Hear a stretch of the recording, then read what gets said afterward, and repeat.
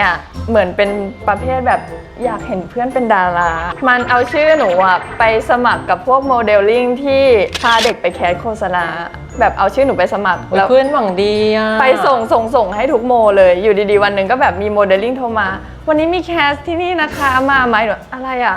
เพิ่งจะมีช่วงเนี้ยที่ไม่มีโฆษณาเพราะว่าตั้งแต่มาประกวดนางงามก็คือไม่ได้ไปแคสเลยหนูเคยแบบถ่ายละครไอ้จักรวงตอนเช้าด้วยอะ อุ๊ยหนูเล่นเป็นอะไรอะเพื่อนเอารูปเราไปใช้ในแอปหาคู่เราอะเคยเล่นแล้วเราบอกคนอื่นว่าคนอื่นปลอมเป็นฉัน เข้าใจไหมพอมีคนมาถามว่าเฮ้ยมีนาเล่นแอปนี้ด้วยเหรอบอกเฮ้ยใครเอารูปเราไปใช้อ่ะแต่จริงเราเล่นเองใช่เราสวยขนาดนี้เราก็ต้องเลือกนิดนึงใช่ไหม ในวัยเนี้ยพี่ก็เคยพูดแบบนี้มาก่อนเฮ้ย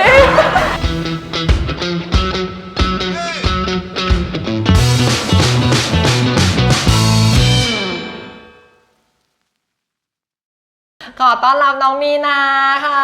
สวัสดีค่ะเอ๊ะหรือต้องสวัสดีครับดี สวัสดีค่ะดีกว่าบุคลิกคือนางงามมากนั่งไขว่ห้างแบบอุตส่าห์นั่งไขว่ห้างเลยนะถ้านั่งดีอย่างนี้ก็เกรงใจกล้องนะ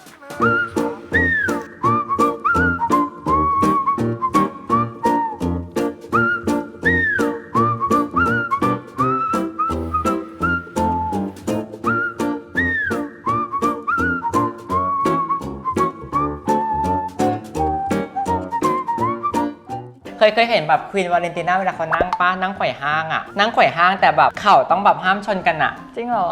แล้วมันจะดูขายาวขึ้นใดๆคือเข่าห้ามชนกันคือหลอกว่าแบบขายาวซึ่งจริงเขาก็เป็นคนที่ขายาวอยู่แล้วอะไรอย่างเงี้ยหลอกบ้างใช่แต่ถ้าเกิดว่าเรานั่งแบบนี้ประมาณ5 นาทีเราจะเริ่มแบบตะคริวกินคือเวลาหนูเห็นคนนั่งท่านี้หนูจะเรียกว่าขาอันตี้แอน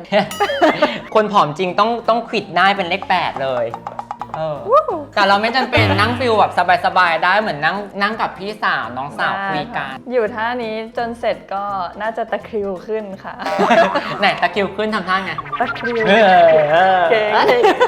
บอกแล้วนะคะว่าชีเป็นนางงามที่แปลกจริงๆชีวิตในวัยเด็กคือเราเป็นเด็กแปลกๆแสบๆซนๆแบบนี้ปะเป็นเด็กที่ค่อนข้างเหมือนเด็กผู้ชายแต่แสบไหมหนูไม่ใช่เด็กที่ซนแต่ว่าเป็นเด็กเงียบๆแต่ประหลาดเงียบๆแต่ประหลาดไม่ใช่เด็กแบบจิ๊ดคุยเก่งอะไรเงี้ยไม่ใช่จะค่อนข้างนิ่งจะกล้ากับคนที่สนิทพอโตมาเนี่ยค่อยเริ่มกล้ากับคนมากขึ้นใช่ค่ะตอนเด็กอะยังไม่ค่อยกล้าแสดงออกเท่าไหร่ก็ขี้อายตามภาษาเด็กผู้หญิงใช่ไหมติดแม่ทำไมติดแม่อะไม่รู้อะพี่บอกเปียเหมือนแบบแม่หนูเลี้ยงมามากกว่าด้วยต้องบอกก่อนว่าหนูเนี่ยพ่อกับแม่เลิกกันหนูจะอยู่กับแม่มาตั้งแต่ประมาณ5 ขวบก็คืออยู่กับแม่คนเดียวยาวเลยแม่เลี้ยงมาค่ะแล้วเรามีพี่น้องไหมมีแต่ว่าพี่น้องไม่ใช่พี่น้องพี่เป็นพ่อแม่เดียวกันจะแบบมีพี่สาว2 คนเป็นคนละพ่อกับหนูแต่ว่า2 คนนะเขาจะเป็นพ่อเดียวกันแล้วก็มีพี่ชายอีกคนนึงซึ่งพี่ชายเนี่ยเป็นลูกพี่ลูกน้องแต่แม่เลี้ยงคู่กับเรามาตั้งแต่เด็กคนที่เป็นพี่ชายเนี่ยเป็นลูกของพี่ชายแม่แต่ว่าแม่หนูเขาเอามาเลี้ยงเองตั้งแต่เกิดก็เลยเหมือนหนูจะโตคู่กับเขามางงเลยพี่สาวเนี่ยเป็นแม่เดียวกันแต่คนละพ่อรักคนต่อมาเหมือนกันแม่เดียวกันแต่คนละพ่อแต่เขาพ่อเดียวกัน2 คนนั้นน่ะโอเครัดถัดมาอีกก็จะมีพี่ชายแต่เป็นพี่ชายที่คนละพ่อคนละแม่กันเลยแต่เหมือนเป็นลูกของพี่ชายแม่ที่แม่เอามาเลี้ยงเท่ากับว่าแบบเหมือนเรามี4 พี่น้องในบ้านเดียวกันซึ่งคุณแม่เป็นซิงเกิลมัมที่ดูแลทั้งหมดลูกทั้ง4 คนใช่แต่เราเป็นลูกหลงหรอลูกหลงเพราะว่าพี่สาวเนี่ยโตกว่าเรา15 ปีเกือบเป็นแม่เราได้คนโตกว่าหนู15 ปีเราเป็นเด็กคนสุดท้องที่แบบโดนพี่สปอยหรือว่าเป็นเด็กที่แบบไม่ฉันดื้อฉันต้องการทุกอย่างถ้าเกิดว่าฉันอยากจะได้ฉันก็ต้องได้ดื้อด้วยดื้อมีความเอาแต่ใจเล็กๆถามว่าคนอื่นสปอยไหมไม่ค่อยแต่แม่ทำเหมือนไม่สปอยแต่สปอยยังไง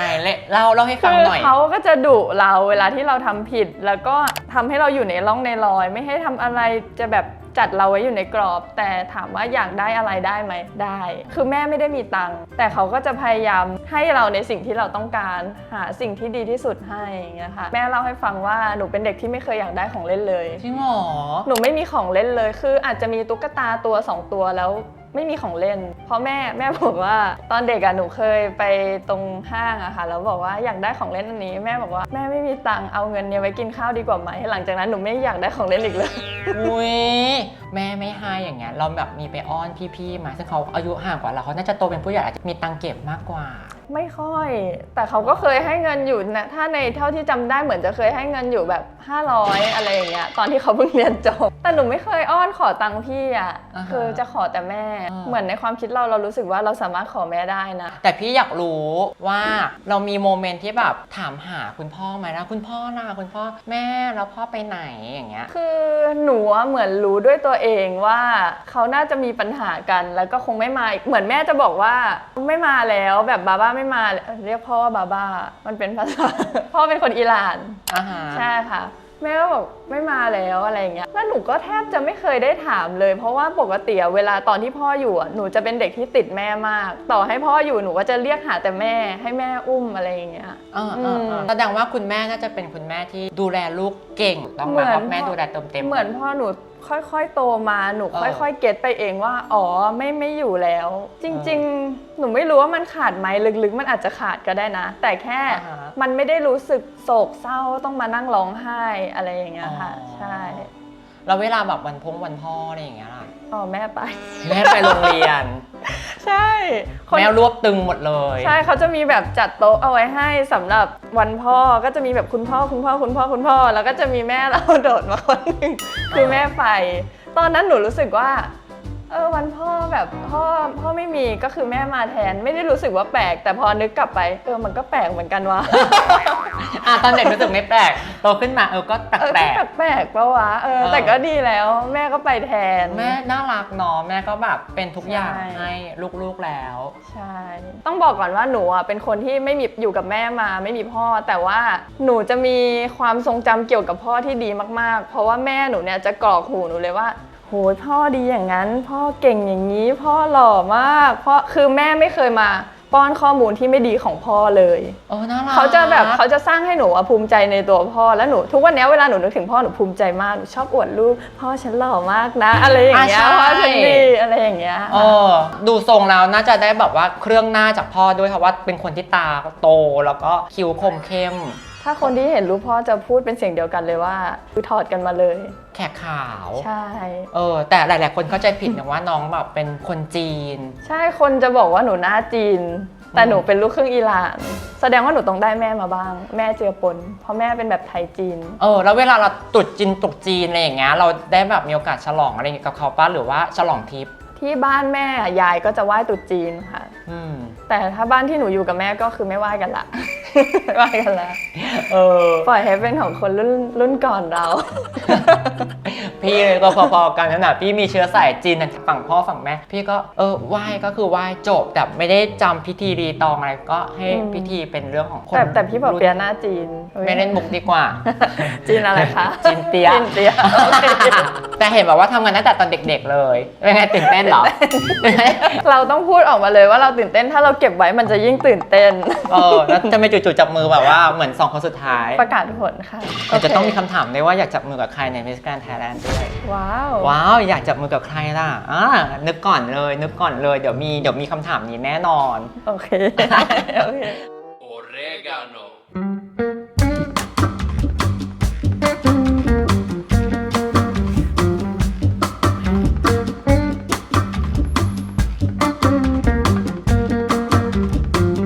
ได้ข่าวว่าทำงานเป็นตั้งแต่ตอนเด็กๆเลยความสวยทำให้งานเข้ามาหาเล่าหน่อยว่าเราเคยทำอะไรมาบ้างคือตอนเด็กๆแบบ4-5 ขวบอย่างเงี้ยแม่ก็เคยบังคับให้ไปแคสโฆษณาไปหนูเคยแบบถ่ายละครไอ้จักรวงตอนเช้าด้วยอ่ะหนูเล่นเป็นอะไรอ่ะจำไม่ได้แล้วสัญญานะคะพี่เอกนะคะจ้ะพี่สัญญากินได้แล้วใช่ไหมอีกแป๊บเดียวเดี๋ยวก็ถึงบ้านเราถึงบ้านแล้วพี่เอกเอาไปทิ้งน้ำใสไปไหนใช่ไหมแบบจำความไม่ได้หรอใช่แต่อันนั้นคือเด็กจริงๆแล้วแม่บังคับไปแล้วไม่อยากทำเลยในความรู้สึกตอนนั้นรู้สึกว่าแบบเรายังไม่กล้าแสดงออกและให้เรามาแบบเราทำไม่เป็น คนไหนหาฟุตเทจตอนที่มีนาเล่นละครจากวงตอนอายุ5 ขวบเจอพี่ปกเปี๊ยะมีรางวัลให้ ใช่แต่อันนั้นจะเป็นการโดนบังคับทำแล้วก็ไม่ได้ทำเลยแล้วก็เว้นยาวมาเลยจนกระทั่งเราเข้ามหาลัยอันนั้นอ่ะคือเป็นการทำแบบที่เราอยากทำเองแล้วรู้สึกว่าเฮ้ยจริงๆแล้วเราชอบนะแต่ตอนเด็กอ่ะเราไปจัด mindset ตัวเองว่าเราไม่ชอบมันเพียงเพราะว่าเราโดนบังคับจริงๆเราอาจจะชอบแหละแต่ว่าเราเป็นมนุษย์ที่ไม่ชอบให้ใครมาบอกว่าเราต้องทำแบบนั้นเราต้องทำแบบนี้ใช่ใช่วันนั้นน่ะเราอาจจะยังไม่ได้อยากด้วยตัวเองแล้วเราโดนจับไปให้ทำก่อนที่เราจะรู้สึกอยากเราเลยแบบไม่ชอบแล้วไม่อยากทำยิ่งพอมีคนบังคับเลยแบบไม่อยากทำ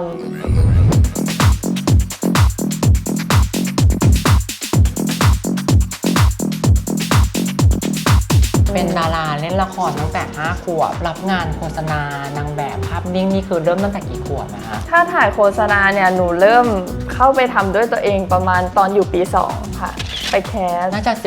18-19ป่ะใช่ค่ะ18-19เริ่มไปแคสโฆษณาแล้วก็แคสแล้วก็ได้แล้วก็จะมีช่วงที่แบบแคสเท่าไหร่ก็ไม่ได้อันนี้มีแมวมองมามองเราหรือว่าเราไปมองแมวไม่ใช่มีสตินะ อันนี้คือมีแมวมองมามองเราหรือว่าเราเดินเข้าหาเองเพื่อนหนูเนี่ยเหมือนเป็นประเภทแบบอยากเห็นเพื่อนเป็นดารา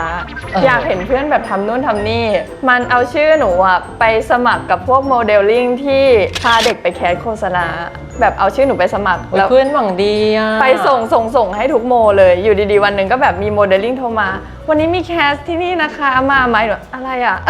แล้วหนูก็เลยแบบแล้วเพื่อนมันก็ยอมรับว่ามันอะไปลงแบบใส่โปรไฟล์เราเอาไว้หนูก็เลยแบบไปก็ได้แล้วทีนี้เราก็ลองไปแคสงานแรกหลังจากนั้นก็คือไม่ต้องมีเพื่อนบังคับแล้วไปเองเลยโอ้น่ารักคือก็ต้องขอบคุณเพื่อนคนนั้นด้วยที่จุดประกายชื่อเลนคือเป็นชื่อ2 พยางค์เหรอคะอีเรนชื่อเลนค่ะเลนพี่ก็นึกว่าแบบเหมือนอิรักอิหร่านแล้วก็อีเรนอะไรอย่างเงี้ยไม่ใช่ค่ะคืออันนี้เป็นแบบคำนำหน้าเป็นยศของเขาสำหรับคนที่สนิทกันจริงๆแบบเราแสดงความรักด้วยวิธีนี้แล้วเวลาเพื่อนเรียกเราเขาเรียกว่าอะไรก็ไม่ต่างกันเท่าไหร่3 พยางค์เผยาวกว่านั้นแม้แต่ชื่อเราดูเป็นฝรั่งมีนาพอเติมยศมันก็ชื่อฝรั่งอยู่ดีอะไรคะอีมีนาเห็นไหมมันชื่อฝรั่งนะหรอหนูว่ามันเหมือนบทสวดแบบอีมีนาสกาเลยนะอย่างเงี้ยเคยมีมาแบบเพื่อนเอารูปเราไปใช้ในแอปหาคู่หรือทำเป็นเฟซอวตารเพื่อได้ผู้ชายมาแอปหาคู่ใช่ไหมไม่เคยแต่เราอ่ะเคยเล่นแล้วเราบอกคนอื่นว่าคนอื่นปลอมเป็นฉันเข้าใจไหมพอมีคนมาถามว่าเฮ้ยมีนาเล่นแอปนี้ด้วยเหรอบอกเฮ้ยใครเอารูปเราไปใช้อ่ะแต่จริงๆเราเล่นเองใช่บอกอย่างนี้เลยหนูเคยลองเล่นหนูสมัครได้แบบโหเผื่อมันจะได้เรื่องได้ราวลองเล่นสิสรุปปัดไปได้ประมาณชั่วโมงนึงลบแอปเลยทำไมอ่ะหนูรู้สึกว่าปัดเท่าไหร่ก็คงไม่เจอที่หนูชอบอ่ะมันยากมากพี่ปอเปี๊ยะหนูสเปคสูงขนาดนั้นได้หรอก็มีที่ตั้งเอาไว้อ่ะแต่ว่าคิดดูคนเป็นหมื่นเป็นแสนคนกว่าเราจะปัดเจอหนูคงนิ้วล็อกแน่ๆหนูก็เลยแบบไม่เอาดีกว่าแสดงว่าเราเป็นคนที่แบบช่างเลือกเหมือนกันในเรื่องของคู่ก็เลือกนิดนึงต้องเราสวยขนาดนี้เราก็ต้องเลือกนิดนึงใช่ไหม ในวัยเนี้ยพี่ก็เคยพูดแบบนี้มาก่อนตอนที่พี่อายุเท่าหนูพี่ก็พูดแบบนี้มาก่อนตอนนี้ก็ยังพูดได้ไม่มีให้พูดเลยพี่ปอเปี๊ยะอายุเท่านี้ไม่มีหนูตอนนี้ก็ไม่มีเลยเนี่ยโอ้ยตายแล้วเอางี้พี่อยากรู้ว่าความสวยของเราอ่ะมันทำให้แบบเรามีเพื่อนผู้ชายเยอะไหมถ้าเป็นผู้ชายก็จะไม่ได้เป็นเพื่อนละจริงเหรอคือผู้ชายเป็นฝ่ายรู้สึกจนเกินเฟรนด์โซนเหรอเพื่อนผู้ชายเยอะไหมไม่เยอะค่ะส่วนมากเพื่อนหนูจะเป็นกลุ่ม LGBTQ เยอะมากเป็นแบบพี่อะไรอย่างงี้ไหมใช่มีทั้งแบบนี้มีแบบนี้ก็มีเป็นทอมคือมีหมดเลยถ้าเป็นผู้หญิงแท้เนี่ยน่าจะมีคนที่สนิทอยู่3 คนทำไมมันน้อยขนาดนั้นน่ะ LGBT ก็มีอยู่3 คนเอาเหรอเพื่อนผู้ชายมีถามว่ามีคนรู้จักเป็นเพื่อนผู้ชายอะไรอย่างเงี้ยก็เยอะแต่ไม่ใช่แบบที่อยู่ในกลุ่มที่แบบไปไหนไปกันอะไรเงี้ยจะไม่ได้มีอยู่ในกลุ่มค่ะหล่อไหมก็มีทั้งหล่อและไม่หล่อแต่ถ้าหล่อก็ไม่เอาไว้เป็นเพื่อนดีกว่าแซ่บ แซ่บมาก อยากสิ่งร่างอ่ะทำไงดีอ่ะแต่เห็นแบบนี้นะความสดแบบนี้ผู้ชายเข้ามาหาก็จริง แต่ได้ข่าวว่าเคยมีเหตุการณ์ที่ทำให้เพื่อนมารุมตบเราสาเหตุเป็นเพราะเรื่องผู้ชายจริงหรือเปล่า คือถ้าตอนเด็กๆเนี่ยเคยมีเรื่องมีราวอะไรอย่างนี้เราก็ทราบก็มีเรื่องมีราวแต่ว่าคนไม่พอใจเราเรื่องผู้ชายบ้างไหมก็มี แต่ถ้าสาเหตุหลักที่ทำให้เราปะทะกับคนอื่นอ่ะน่าจะเป็นเรื่องปากเรามากกว่า จริงเราแบบปากไวแล้วก็แบบไม่ยอมคนตอนเด็กๆไงพี่ปอเปี๊ยะก็เลยอาจจะมีอะไรแบบนั้นเกิดขึ้นบ้าง คือจริงๆเขาอาจจะแบบเพื่อนผู้หญิงที่เขามา เรารับรู้ถึงพลังอำมหิตได้แล้วเราก็รู้สึกแบบทนไม่ได้ฉันก็เลยพูดไปเลยมีอะไรอย่างงี้ปะ ใช่ปากไวมาก อุ้ยไหนเราให้ฟังหน่อยซิเหตุการณ์เป็นไง เอางั้นเลยเหรอ อ๋อ ก็มีแบบพี่คนเขามาแบบอาจจะแบบหาเรื่องแบบไม่ได้กะเอาจริงอะไรมาก แต่อาจจะเป็นเพราะตัวเราทำให้เขาต้องเอาจริง เพราะเราจะสวนปุ๊บไปเลยปุ๊บแบบไม่ยอมทำให้ฝั่งนู้นแบบประทุ โอ้ยหรอแต่ได้ข่าวว่าแบบว่ามีเหตุการณ์หนึ่งที่เราก็ท้าทายอำนาจมืด ใช่ ใช่ไหมคือ มีคนที่เหมือนเป็นอาจจะเป็นผู้ชายที่เขาชอบหรืออะไรอย่างเงี้ยมาจีบเราแล้วเขาก็เลยไม่พอใจเรา เป็นเรื่องธรรมดาของคนสวย ผู้ชายเขาชอบเรามาจีบเรา ใช่ มันก็เป็นเรื่องที่ดี เขาอาจจะไม่พอใจ แต่ผู้หญิงเป็นฝ่ายชอบผู้ชาย หนูว่าน่าจะเป็นอย่างนั้นแต่หนูไม่ได้รู้ลึกว่าเขาอะไรยังไงกันแต่รู้แค่ว่าเขามาไม่พอใจเรา แต่เราก็ไม่ได้ไปสืบเสาะต่อว่าเขาอะไรยังไง เพราะเราก็ไม่ได้ไปต่อกับใครทั้งนั้น ใช่ ความสวยอ่ะแต่อยากรู้เราไปพูดอะไรให้เขาแบบว่ามายกพวกมาหาเรา อ๋อตอนนั้นใช่ไหม เห มือนเขาอะหาเรื่องเราแล้วเราก็ตะโกนให้รวยเขาไป ให้ความรวย ให้ แจกความ รวย ร่ำรวยขอให้รวย อย่างนี้เขาก็เลยเอาเลย เราอวยพรให้เขา อวยพรเลยปากเราไวมาก เขาก็เลยอวยพรให้เราอย่างหนัก ใช่พอเราโตมาเราเริ่มเรียนรู้แล้วว่า อย่าไปแจกความรวยให้ใคร ใช่ต้องเก็บเอาไว้ให้ตัวเองพอ เราโดนไปกี่หมัดฮะเราหรือว่าเราโดนไปกี่ ว่ายังไม่ถึงขั้นว่า คือพอรึบก็แยกแหละ คือมันยังไม่ถึงกับแบบอู้หูว้าวอะไรอย่างนี้ โอ้โห พอมันจะเริ่มคนก็คือห้าม ก็ถือว่าความสวยของเรายังอยู่ เป็นเรื่ ครบ ที่แสบซ่าวัยเด็ก ทุกคนเป็นกันหมดเป็นเรื่องปกติ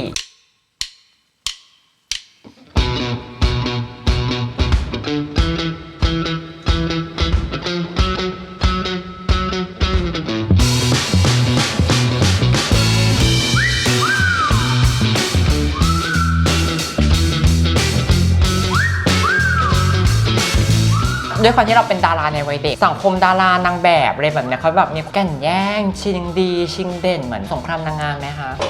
จริงๆอ่ะหนูว่าทุกวงการทุกสังคมมันมีการแข่งแย่งชิงดีหมดแหละ แต่หนูอ่ะอาจจะยังโชคดีหนูไม่เคยเจอเรื่องแบบนั้นกับตัว เพราะว่าเราเป็นฝ่ายไปแย่งเขาเองเขาหรอไม่ หนูดู ไม่มี เป็นอย่างนั้นเหรอ ก็มีความคล้ายๆอยู่ อุ๊ย ว่าไปแซวเล่นๆขำๆน้องเขาหน้าสวย หนูอาจจะยังไม่เคยเจอค่ะ เราผ่านโฆษณามาแล้วกี่ตัว เคยนับปะ เยอะอยู่นะ TVC เห็นแบบมีทั้งรถยนต์ด้วย มีทั้งแบบ ใช่ สมาร์ทโฟนก็เคยมาแล้ว ใช่ค่ะ ยี่ห้อดังเลย จริงๆไม่รู้ว่าไม่น่าถึง100แต่ก็มันจะมีอยู่เรื่อยๆตลอดเลย เพิ่งจะมีช่วงเนี้ยที่ไม่มีโฆษณา เพราะว่าตั้งแต่มาประกวดนางงามก็คือไม่ได้ไปแคสเลย อ๋อเข้าใจ เพราะว่าวงการนางงามมันเป็นวงการที่แบบต้องอุทิศตัวเองพอสมควร คือบางทีเนี่ยไปแคสเป็น10แล้วก็ไม่ได้ก็มีนะพี่ปอเปี๊ยะแต่ช่วงไหนได้มันก็จะได้ อยากรู้ว่าผลงานชิ้นไหนที่เรารู้สึกเป็นผลงานที่ฉันภูมิใจที่สุด ภูมิใจเลยพอเห็นครั้งแรกแบบน้ำตาจะไหลอย่างเงี้ย โห ยากแล้ว ถ้าภูมิใจเหรอถ้าเป็นโฆษณา หนูชอบโฆษณาที่หนูถ่ายกับพี่อนันดา หนูรู้สึกว่ามันแตกต่างจากทุกตัว มันค่อนข้างมีความเรียวบางอย่าง ถ้าตัวอื่นเนี่ยมันจะแบบว้าวอร่อยอะไรอย่างเงี้ยโอ้โหขับดีจังเลยค่ะ มันค่อนข้างเป็นโฆษณาที่แบบมีความเป็นมนุษย์สูงกว่าตัวอื่นที่หนูเคยได้รับคือมันเป็นกาแฟที่เหมือนตรงชั้นกาแฟด้านบนสุดอ่ะมันจะเหมือนกับแสงแรกของพระอาทิตย์ที่จะโผล่พ้นขอบฟ้ามา และในสตอรี่ของโฆษณาก็คือหนูกับพี่อนันดาไปนอนแคมป์บนภูเขาเพื่อที่จะรอดูแสงแรกของวัน เป็นฟิลแฟนเหรอหรือเป็นฟิล ฟิล เพื่อน แฟน อุ้ย ก็เป็นแค่ในสตอรี่นั่นแหละค่ะคือพอแสงแรกของวันมันโผล่พ้นขอบฟ้าขึ้นมา ก็จะยกแก้วกาแฟขึ้นมาทาบว่ามันแบบมันเหมือนกันเลยอะไรอย่างนี้เป็นฟิลชมวิวแบบตื่นเช้ามา คือภาพมันอาจจะสวยงามแต่จริงๆพี่เข้าใจว่าเบื้องหลังคือโหดถ้าเราโหดอดหลับอดนอน ที่สุดเลยค่ะ ตื่นตี 3 อืม มาแต่งหน้าเพื่อที่จะไปนั่งกันอยู่บนยอดดอยอ่ะพี่ปอเปี๊ยะแล้วคืออากาศหนาวมากวันนั้นประมาณ10 องศาแล้วหนูต้องใส่ผ้าซาตินที่เป็นผิวๆแบบไม่มีอะไรกันหนาวเลย เพื่อที่จะรอแบบทุกคนตั้งกล้องรอจัดทุกอย่างรอเรารอพอแสงแรกมันพ้นมาปุ๊บแบบต้องถ่ายให้มันได้อย่างเงี้ยค่ะ คือถ้าไม่ได้ไม่ทานฟุตเทจเสียคือต้องนอนต่ออีกคืนนึง ใช่ซึ่งไม่น่าเกิดขึ้นได้เพราะว่ามีพี่อนันดาด้วยถ้าเป็นหนูคนเดียวเนี่ยเขายังพอใจไหว เอาเหรอ เป็นพี่อยากยื้อนะ อยู่ต่อเลยได้มาอีกสักคืนนึง มันเหนื่อยพี่ปอเปี๊ยะ เอาเหรอ หนูว่ามันไม่สวยงามเหมือนในภาพโฆษณา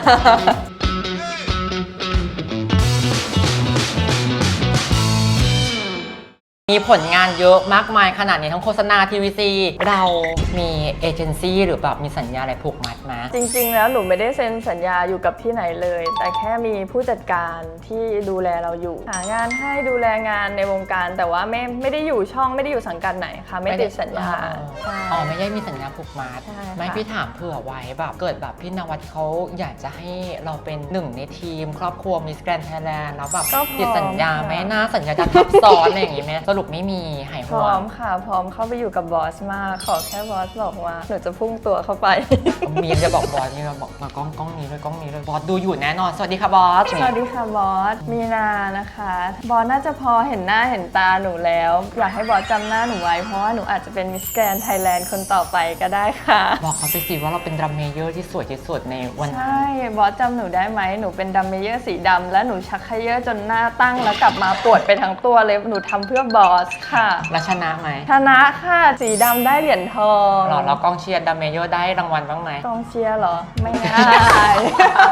นั่นสะท้อนให้เห็นว่าเราต้องอยากขายสวยเพราะขายสวยอาจจะไม่ได้ ใช่ มีคนแข่งเยอะแล้ว ใช่ แต่ชักเขยอคืองานใช้แรงขายขำด้วย ถนัดมาก หนูนี่ใช้กล้ามเนื้อทุกมัดในร่างกายเพื่อบอสเลยค่ะวันนั้น บอกน้องทุ่มเทขนาดนี้แล้วนะหมดเวลาขายของ โอเค อ่ะ ค่ะ กลับมาอยากรู้ว่าทำไมจู่ๆแบบถึงอยากมาเป็นนางงามอะใครชวน เพื่อนชวนค่ะตอนแรกเพื่อนหนูเนี่ยเป็นคนขอนแก่นเขาก็เลยชวนหนูไปประกวดที่มิสแกรนด์ขอนแก่นแต่ถ้าส่วนตัวทำไมหนูถึงมาประกวดเหรอคือหนูรู้สึกว่าเวทีประกวดนางงามมันเป็นโอกาสที่ดีมากๆอย่างหนึ่งในชีวิตที่หนูควรจะทำเพราะว่าหนูทำงานในวงการบันเทิงมาสักพักใหญ่ ๆ แล้วก็มันไม่ได้เป็นที่รู้จักของประชาชนทั่วไป แล้วก็บางทีการที่เราเป็นนักแสดงเนี่ยเรามีความสามารถแต่กว่าเราจะได้แสดงความสามารถอะมันยากนะพี่ปอเปียะ คือเราก็สู้เต็มที่ ฉันก็ ใช่ ดูแลร่างกายของฉันให้มันสวยที่สุดแล้ว ใช่ ฉันก็วิ่งแคร์แทบตายแล้ว แต่ฉันยังไม่ไปถึงที่เขาเรียกว่าเป็นดวงดาวระดับเบอร์ท็อปเราก็เลยคิดว่า เอ๊ะ เราลองมาเปิดโอกาสกับวงการนางงามที่แบบมีคนดูเยอะๆดีไหมใช่ไหม ใช่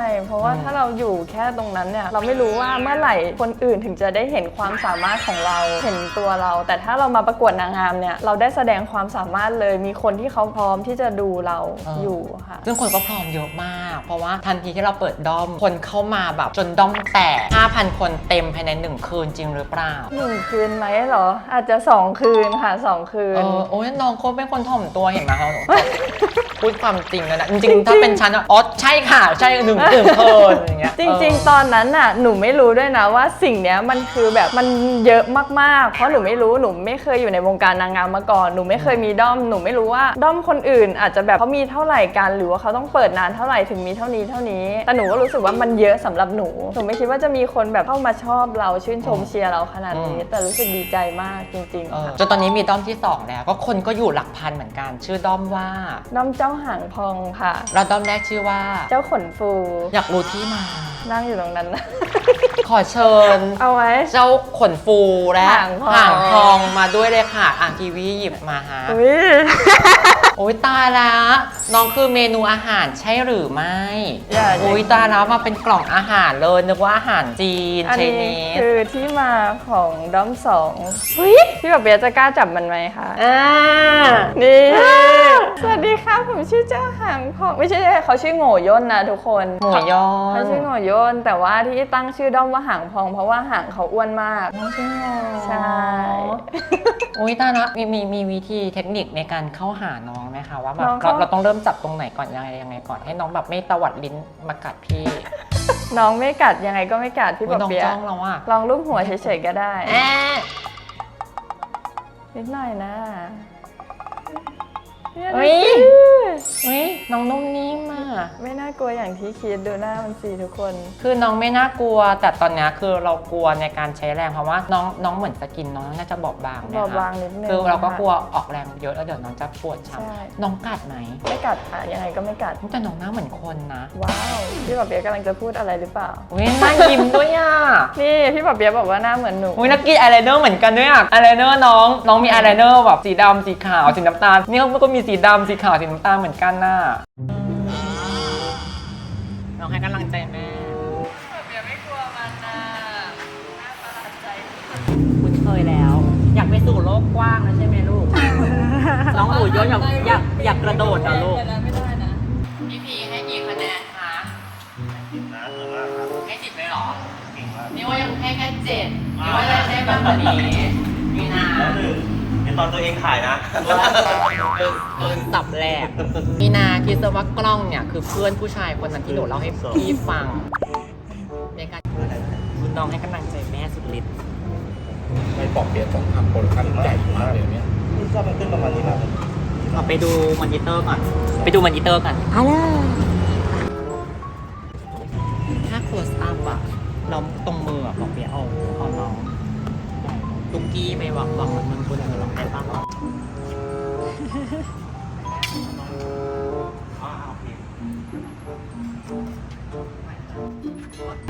รูปภาพแม่ลูกลงรูปวันแม่แห่งชาติวันแม่แห่งชาติสวยโอ้สวยมากโอ้เกิร์ลสวยแววตาได้พี่คาดจิกแข่งกับน้องแล้วเนี่ยตอนเนี้ยอยากรู้น้องกี่ขวบแล้วคะ ตอนแรกหนูคิดว่ามันขวบเดียว เพราะว่าหนูเลี้ยงมันมา1 ปี แต่พอหนูไปถามพี่ชายที่พี่ชายยกมาให้คือพี่ชายบอกว่าเลี้ยงมา5 ปีแล้วเขาเรียกว่าแอฟริกันแฟตเทลไม่ใช่จุกแก่ที่อยู่ตรงผนังบ้าน ก็เข้าใจได้ว่าทำไมถึงรักน้องสวย น้องเป็นตุ๊กแกที่มีชาติตระกูลนะทุกคน แล้วหนูเห็นนะหนูแบบไม่กลัวหรอคะแบบแร ไม่กลัว คือหนูอะไม่ค่อยกลัวอะไรเท่าไหร่ในโลกใบนี้ หนูกลัวแค่ไก่กับนกแค่นั้นเลย พี่รักหนูนะฮะกลัวไก่กลัวนก ไม่ชอบไม่มันเห็นแล้วไม่ชอบเฉยๆค่ะ ด้วยอะไรคะด้วยเท็กเจอร์หรือขนที่เรากลั ด้วยเหนียงสีแดงแล้วอึกอย่างเงี้ยหนูไม่ พี่ ช อยา อก บ รู้ว่าอีเหนียงสีแดงกับอีเนี่ยมันต่างกันตรงไหน มันก็ ไม่ นุ่มนิ่ม ชอบอะแล้วแบบ ย่นเหมือนกัน เนี่ยมันเดินอย่างเงี้ยแล้วตรงแดงๆมันสั่น ไอ้นี่ก็ไม่ได้ต่างกันนะ มีอะไรแบบเป็นแบบเหนียงย่นนิ่มๆเหมือนกันนะวิน้องนอนแล้วอ่ะน้องนอนแล้ววิน้องนอนแล้ว แต่น้องดูเหมือนจะมีเล็บด้วยอ่ะลองดูซิลองวางไว้บนหลักบ่าซิอย่าขี้นะลูกนะน่าจะไม่ขี้ค่ะ เพราะว่าไม่กินอาหารมา10 วันแล้ว จริงเหรอ น้องเป็นสัตว์ที่สามารถกินมื้อหนึ่งแล้วอยู่ได้เป็นหลาย10 วันเลยอะค่ะ คือเขาจะมีช่วงที่เขากินเยอะ แล้วก็จะมีช่วงที่เขาแบบหยุดกินข้าวไปเลย10 กว่าวัน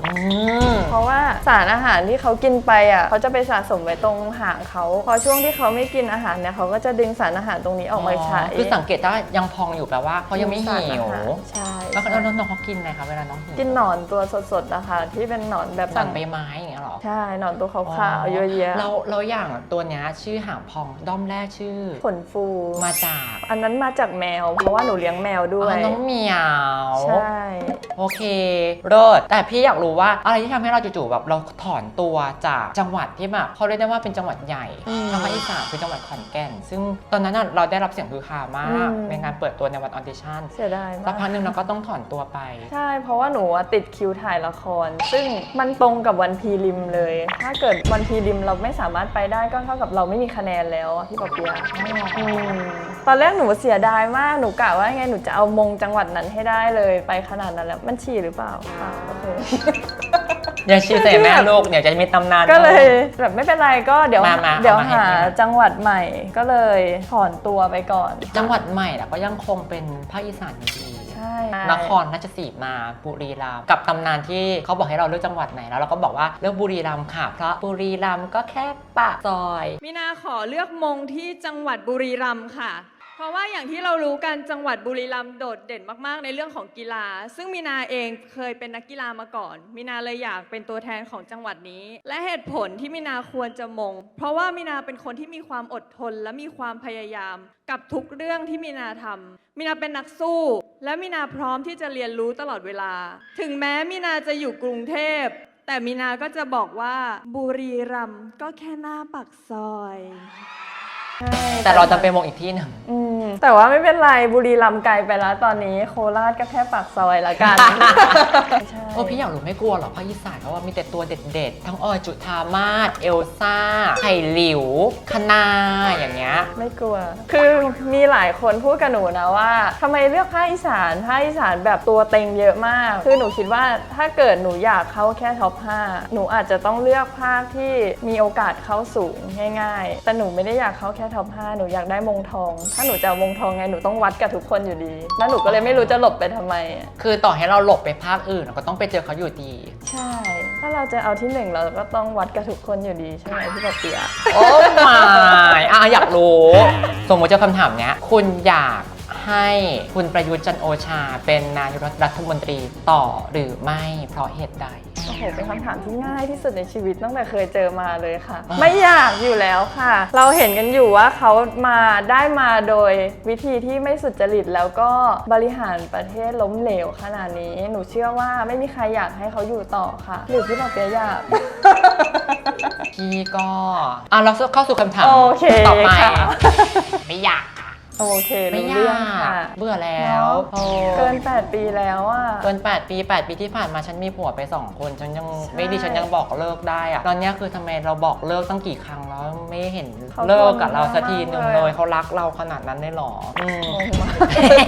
แล้วอะไรที่เรารู้สึกแบบตอนนี้เรายังไม่มีเรายังไม่ได้อย่างเงี้ยแล้วเราแบบฉันอยากได้เลยอะตอนนี้ทักษะด้านไหนถ้ายังไม่มีหรอถ้าสิ่งที่รู้สึกว่ายังต้องพัฒนาอีกก็น่าจะเป็นเรื่องการพูดเรื่องการตอบคำถามจริงๆการเดินก็ต้องพัฒนาอีกหนูรู้สึกว่ามันยังดีได้กว่านี้ทุกๆด้านเลยในความคิดหนู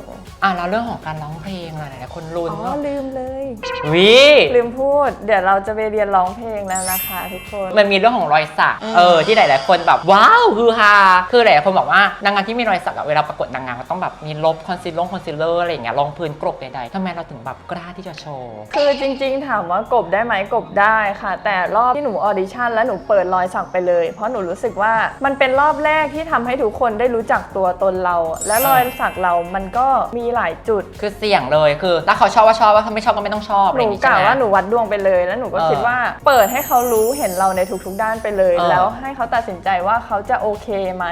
ดีกว่าเขาเลือกเราไปแล้วเขามารู้ที่หลังว่าอ้าวโหรอยสักเยอะขนาดนี้รู้งี้ไม่เลือกอะไรอย่างเงี้ยเหมือนกับว่าเราไปปกปิดความจริงอะไรเอาไว้อะไรอย่างเงี้ยก็คือเปิดไปเลยแล้วให้กรรมการเป็นคนตัดสินว่าเขาจะโอเคหรือเปล่าสมมติมีผู้ใหญ่ที่น่าเชื่อถือท่านหนึ่งบอกว่ามีนาเชื่อ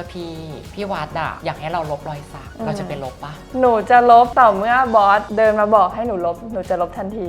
แต่ถ้าเป็นคนอื่นหนูไม่ลบจริงๆแล้วหนูรักรอยสักหนูมากเลยนะหนูชอบหนูว่ามันเป็นงานศิลปะถ้าหนูชอบจริงๆหนูถึงสักแต่ถ้าคนอื่นบอกหนูไม่ลบถ้าบอสบอกหนูยอมหนูจะไปลบเพราะว่าหนูเชื่อในมุมมองของบอสแสดงว่าเราเป็นคนที่ไม่เชื่อคำพูดของใครง่ายๆใช่ไหมใช่คือหนูเชื่อเพราะว่ากว่าบอสเขาจะสร้างองค์กรขึ้นมาให้ประสบความสำเร็จขนาดนี้แล้วหนูเชื่อมุมมองเขาถ้าเขาพูดคนเดียวหนูจะลบให้นี่เข้าใจได้เพราะว่าวันก่อนพี่ก็ไปดูอิงฟ้าร้องเพลงเล่นคอนเสิร์ตอิงฟ้าก็มีรอยสักเหมือนกันพี่ก็เพิ่งรู้ว่าที่ผ่านมาน้องเขาคอนซีลเลอร์กรบ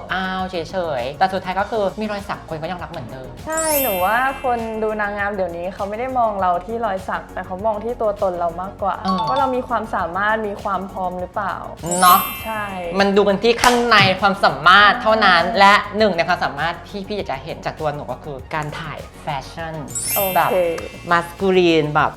เป็นแบบแฟชั่นเรโวลูชั่นชายแต่งหญิงหญิงแต่งชายความสวยเป็นตัวแม่แต่บางทีก็หน้าเหมือนตัวพ่อบ้างแล้วก็เราก็แต่งตัวเป็นตัวพ่อในบางทีค่อนข้างสับสนในชีวิตเนาะเดี๋ยวเราไปดูว่ามีนาจะตีโจทย์นี้ออกหรือเปล่ากับการที่ผู้หญิงแต่งตัวคล้ายผู้ชายและผู้ชายคนนี้ที่แต่งตัวคล้ายหญิง โอเคบอกเลยว่างานถนัดต้องรอชมไปดูกันเลยค่ะ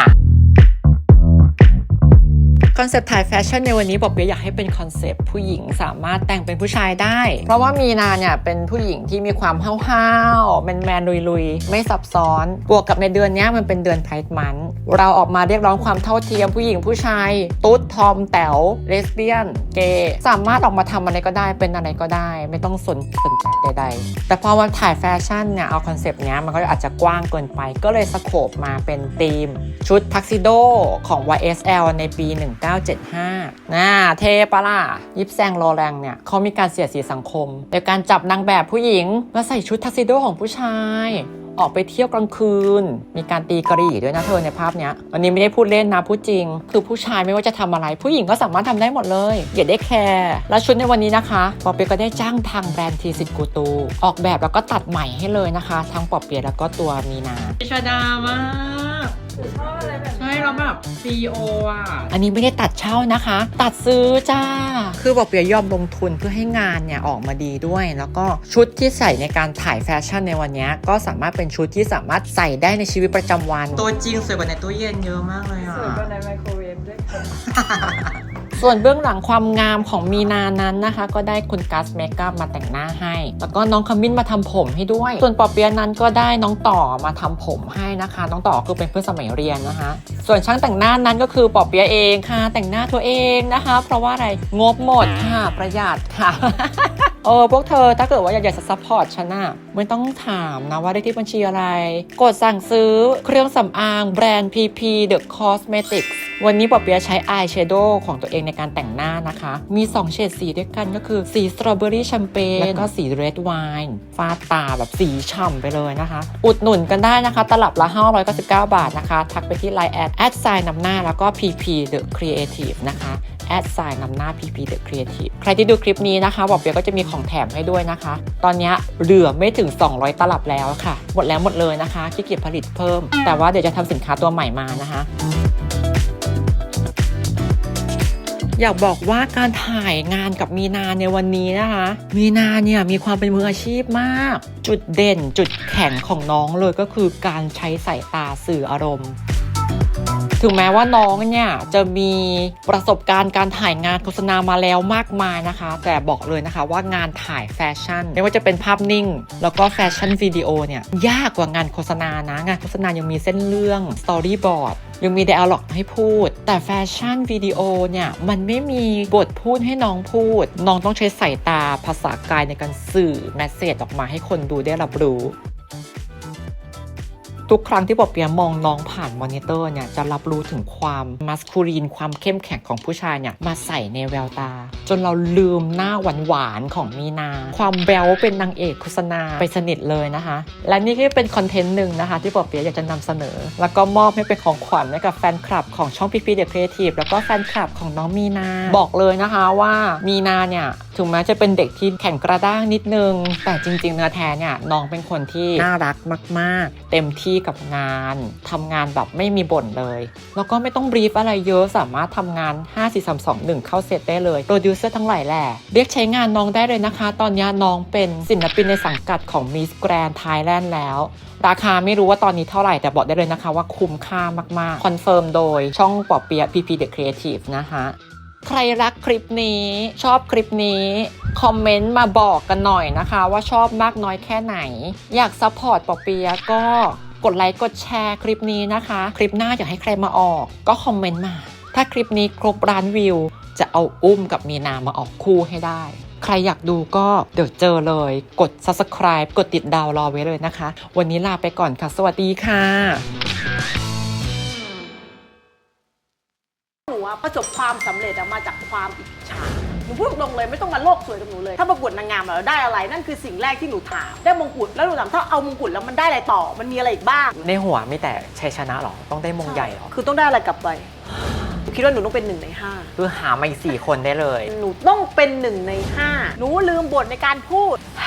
จบแล้วนะท็อป 10นี่แหละมึงอะเอางี้ดีกว่าเกลียดนางงามแบบไหนแรงอยู่เนาะไม่ชอบคนที่แรงไหม